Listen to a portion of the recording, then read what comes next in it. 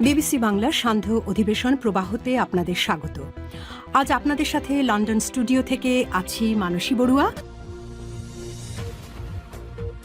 বাংলাদেশের সর্বশেষ গুরুত্বপূর্ণ আপডেট সংবাদে আপনাকে স্বাগত। শুরুতেই সংবাদ শিরোনাম, পরে বিস্তারিত। প্রথমেই জানাবো আমাদের হাতে থাকা সর্বশেষ গুরুত্বপূর্ণ সবথেকে তাজা আপডেট সংবাদ। মসজিদ থেকে বের করে নিয়ে জামাত নেতাকে কুপিয়ে এবং পিটিয়ে জখম। পাবনায় বীর মুক্তিযোদ্ধা রমজান আলী নামে জামাত ইসলামের এক নেতাকে কুপিয়ে এবং পিটিয়ে আহত করার অভিযোগ উঠেছে বিএনপির নেতাকর্মীদের বিরুদ্ধে। গুরুতর আহত অবস্থায় তাকে পাবনা জেনারেল হসপিটালে ভর্তি করা হয়েছে। আজ সদর উপজেলার হেমায়েতপুর ইউনিয়নের চর শিবরামপুর গ্রামে বিএনপির দুর্বৃত্তরা এমন অপকর্ম করে। এরপর জানাবো এনসিপির আক্তার হোসেনকে হত্যার হুমকি, থানায় জিডি। জাতীয় নাগরিক পার্টি এনসিপির সদস্য সচিব ও রংপুর ৪ কাউনিয়া পীরগাছা আসনে ১১ দলীয় জোটের পক্ষে শাপলাকলি প্রতীকের প্রার্থী আক্তার হোসেনকে হত্যার হুমকি দেয়া হয়েছে। এই ঘটনায় আজ রংপুরের পীরগাছা থানায় সাধারণ ডায়েরি বা জিডি করা হয়েছে। এদিকে ভোলার বোরহানুদ্দিনে জামাতের নির্বাচনী প্রচার গাড়িতে হামলা ভাঙচুর।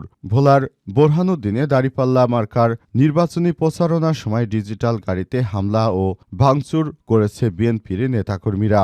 আজ উপজেলার টকবি ইউনিয়নের হাওলাদার বাড়ির কবরস্থান সংলগ্ন এলাকায় বিএনপি সন্ত্রাসীরা এমন অপকর্ম করে বলে জামাতের পক্ষ থেকে বলা হয়েছে। জানাবো জামাত ক্ষমতা এলে সকল ধর্মের মানুষ নিরাপদে থাকবে, বললেন বাংলাদেশ জামাত ইসলামের নেতারা। চট্টগ্রাম ১২ পটিয়া সহ বাংলাদেশের প্রায় সকল আসনে বাংলাদেশ জামাত ইসলামের নেতাকর্মীরা জানিয়েছেন, যদি আগামীতে বাংলাদেশ জামাত ইসলাম ক্ষমতায় থাকে তাহলে বাংলাদেশ জামাত ইসলাম ক্ষমতায় থাকলে দেশের মানুষ নিরাপদে থাকতে পারবে। এবং সর্বশেষ জানাবো নাইজেরিয়ায় সশস্ত্র হামলায় নিহত ৩০ জন। নাইজেরিয়ার মধ্যাঞ্চলীয় বেনু রাজ্যে কয়েকদিনের ব্যবধানে সংঘটিত কয়েকটি সশস্ত্র হামলার ঘটনা ঘটেছে। এই হামলায় সেখানে সন্ত্রাসী গোষ্ঠীর দুই গ্রুপের মধ্যে ব্যাপক আকারে সংঘর্ষের ঘটনা ঘটে এবং এই সংঘর্ষ চলাকালে অনেক মানুষ ক্ষতিগ্রস্ত হয়েছে এবং এই ঘটনায় ৩০ জন নিরীহ বাসিন্দারা নিহত হয়েছে, যারা গ্রামের বিভিন্ন জায়গায় বসবাস করত। প্রিয় দর্শক, এতক্ষণ শুনছিলেন সংবাদ শিরোনাম, এবারে বিস্তারিত। তবে তার আগে বন্ধুরা অনুরোধ থাকবে এই সংবাদটিতে একটি লাইক দিন। এই চ্যানেলে আপনি নতুন হয়ে থাকলে আমাদের সংবাদটি দেখতে দেখতে চ্যানেলটি সাবস্ক্রাইব করে রাখুন। কমেন্ট করে বন্ধুরা আপনার মূল্যবান মতামত জানিয়ে দিন আপনি বিশ্বের কোন দেশ থেকে বা বাংলাদেশের কোন স্থান থেকে আমাদের সংবাদটি দেখছেন এবং শুনছেন। আর বন্ধুরা সংবাদটি আপনার সোশ্যাল মিডিয়া ফেসবুকে শেয়ার করে বন্ধুদেরও দেখার সুযোগ করে দিন। আগামী জাতীয় সংসদ নির্বাচনে আপনি আপনার পছন্দের প্রতীক কোনটি, দাঁড়িপাল্লা নাকি ধানের শীষ নাকি শাপলাকলি বা রিকশা, কমেন্ট করে পুরো বাংলাদেশকে জানিয়ে দিন। এবারে বিস্তারিত। মসজিদ থেকে বের করে নিয়ে জামাত ইসলামের নেতাকে কুপিয়ে জখম করল বিএনপির সন্ত্রাসীরা। পাবনায় বীর মুক্তিযোদ্ধা রমজান আলী নামের জামাত ইসলামের এক নেতাকে কুপিয়ে আহত করার অভিযোগ উঠেছে বিএনপির সন্ত্রাসীদের বিরুদ্ধে। গুরুতর আহত অবস্থায় তাকে পাবনা জেনারেল হসপিটালে ভর্তি করা হয়েছে।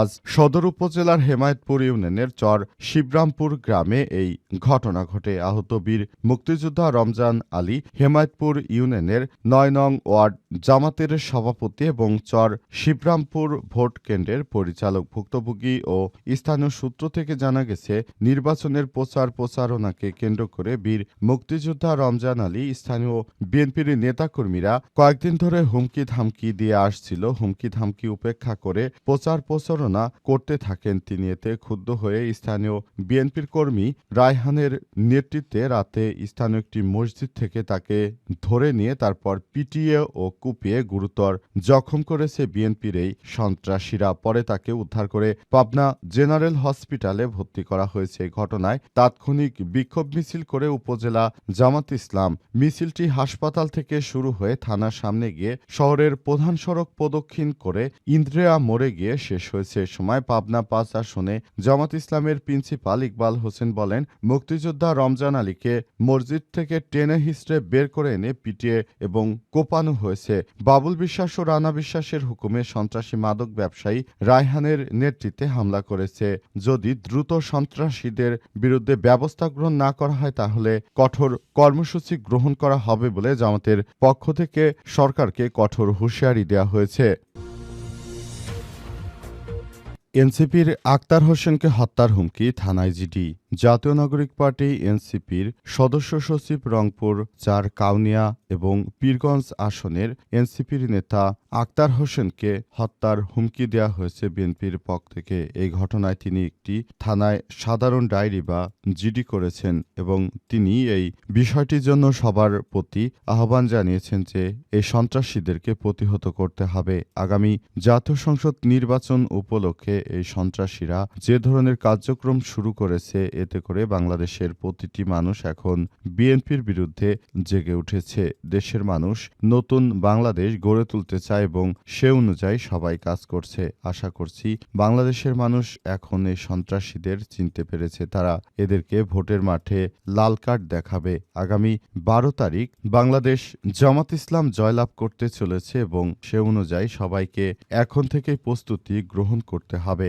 অন্তর্বর্তীকালীন সরকারের প্রধান উপদেষ্টা প্রফেসর ডক্টর মোহাম্মদ ইউনূসের সরকার যে নতুন বাংলাদেশ গড়ে তুলতে চান সেই নতুন বাংলাদেশ গড়ে তোলার মধ্য দিয়ে আমরা বাংলাদেশের মানুষ সেভাবেই এগিয়ে যাচ্ছি বলে বলা হচ্ছে এবং সে অনুযায়ী সবাইকে একটি সুন্দর বাংলাদেশ গড়ে তোলার মধ্য দিয়ে বাংলাদেশটাকে সুন্দরভাবে সাজিয়ে গুছিয়ে নিতে হবে বলে মনে করেন এনসিপির নেতারা। কিন্তু তাদেরকে নানাভাবে প্রতিহত করার চেষ্টা করছে বিএনপির সন্ত্রাসী গ্রুপ। এই সন্ত্রাসীরা মূলত আগামী জাতীয় সংসদ নির্বাচনকে প্রশ্নবিদ্ধ করতে চায় এবং নির্বাচনটাকে ধ্বংস করার মধ্য দিয়ে তারা ভবিষ্যতের বাংলাদেশ বিনির্মাণকে নস্যাৎ করতে চায়।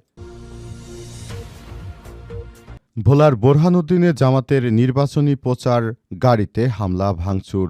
ভোলার বোরহানুদ্দিনে দাঁড়িপাল্লা মার্কার নির্বাচনী প্রচারণায় ডিজিটাল গাড়িতে হামলা ও ভাঙচুর চালানোর অভিযোগ উঠেছে বিএনপির কর্মীদের বিরুদ্ধে। আজ সন্ধ্যা 7:30টার দিকে উপজেলার টকবি ইউনিয়নের হাওলাদার বাড়ির কবরস্থান সংলগ্ন এলাকায় এই ঘটনা ঘটে। প্রত্যক্ষদর্শী ও স্থানীয় সূত্র থেকে জানা গেছে, সন্ধ্যার পর ভোলা 2 আসনে জামাতের মনোনীত প্রার্থী মাওলানা মুফতি ফজলুল করিমের নির্বাচনী প্রচারণা শেষ করতে ডিজিটাল ভোটের গাড়ি টকবি ইউনিয়নের দরগা নসুমিয়া হাওলাদারের বাড়ির সামনে রাস্তা দিয়ে যাচ্ছিল। এ সময় স্থানীয় বিএনপি নেতা কাজল মেম্বার এবং লিমন সহ একদল যুবক গাড়িটিকে গতিরোধ করে এবং গাড়ির উপর হামলা চালায় এই সন্ত্রাসীরা মূলত তারা এমনভাবে হামলা চালিয়েছে যে তারা আগামীর বাংলাদেশ গড়তে দেবে না। তারা জামাত ইসলামকে প্রতিহত করার জন্য রাস্তায় আগে থাকতেই বসেছিল এবং তারা সন্ত্রাসী কার্যক্রম চালিয়ে বাংলাদেশটাকে আবারও বড় বিপদের মুখে ফেলতে চায়। পুরো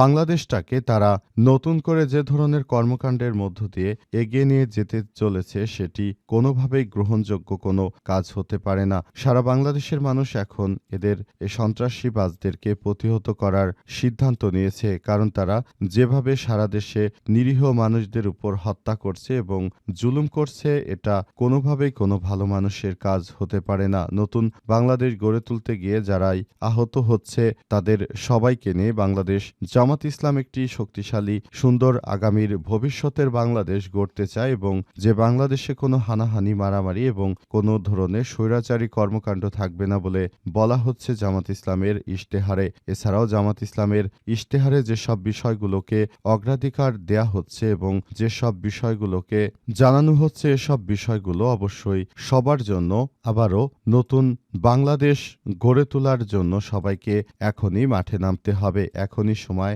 বাংলাদেশের মানুষ এই বিষয়টিকে সেভাবেই দেখভাল করছে। জামাত ইসলাম ক্ষমতায় এলে সকল ধর্মের মানুষ নিরাপদ থাকবে। চট্টগ্রাম 12 পটি আসনে বাংলাদেশ জামাত ইসলামের দাঁড়িপাল্লার প্রতীকের প্রার্থীরা বলেছেন, আগামীতে বাংলাদেশটাকে যেভাবে গড়ে তুলব সেই বিষয়টি আপনারা দেখুন। আগামীর বাংলাদেশ একটা সুন্দর বাংলাদেশ হিসেবে গড়ে তুলতে পুরো বাংলাদেশটাকে আমরা সেভাবে সাজিয়ে নিতে চাই। আগামীর বাংলাদেশ হবে ন্যায় ইনসাফ ভিত্তিক একটি সত্যের বাংলাদেশ, যে বাংলাদেশে কোনো হানাহানি মারামারি থাকবে না যে বাংলাদেশটা সুন্দরভাবে গড়ে তোলার মধ্য দিয়ে বাংলাদেশটাকে আরো ভবিষ্যতের দিকে এগিয়ে নিয়ে যেতে হবে। সেজন্য সবাইকে নিয়ে আগামীর বাংলাদেশটাকে গড়ে তুলতে হবে। অন্তর্বর্তীকালীন সরকারের প্রধান উপদেষ্টা প্রফেসর ডক্টর মোহাম্মদ ইউনূসের সরকার যে নতুন বাংলাদেশ গড়ে তুলছে, সেই নতুন বাংলাদেশটাকে গড়ে তোলার মধ্য দিয়ে আমরা বাংলাদেশটাকে সুন্দরভাবে সাজিয়ে গুছিয়ে নিতে চাই। আমাদের নেতাকর্মীরা যে ইশতেহার ঘোষণা করেছে, সেই ইশতেহার অনুযায়ী আপনারা যদি সবকিছু পড়েন এবং বোঝেন, আগামীর একটি সুন্দর বাংলাদেশ গড়ে তোলার জন্য এখনই সময় এবং এই নতুন বাংলাদেশটাকে গড়ে তোলার মধ্য দিয়ে আমরা বাংলাদেশটাকে আরো এগিয়ে নিয়ে যেতে চাই বলে জানিয়েছে বাংলাদেশ জামাত ইসলামের নেতৃত্ববৃন্দরা। তারা আরো জানিয়েছে যে আমাদের এই অগ্রযাত্রা অব্যাহত থাকবে।